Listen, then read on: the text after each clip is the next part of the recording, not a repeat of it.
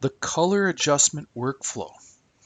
So first of all, let's go up and change our workspace. We're going to go up to Window, Workspaces, and Color.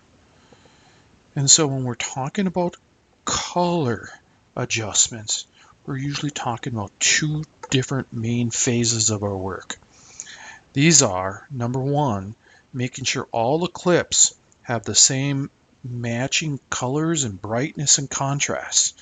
So in other words, we're trying to make it look like each clip was made with the same camera at the same time, the same place, everything looking the same.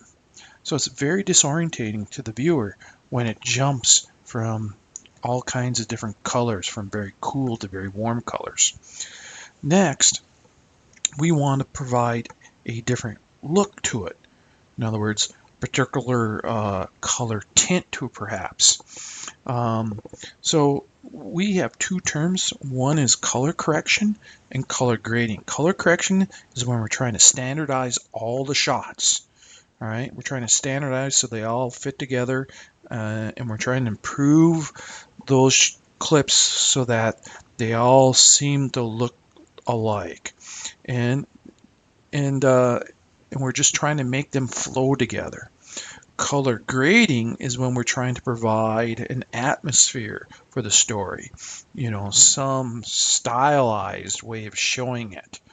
And so we will use the same tools for both color correction and color grading, but we usually are doing these in different phases, color correction and then color grading.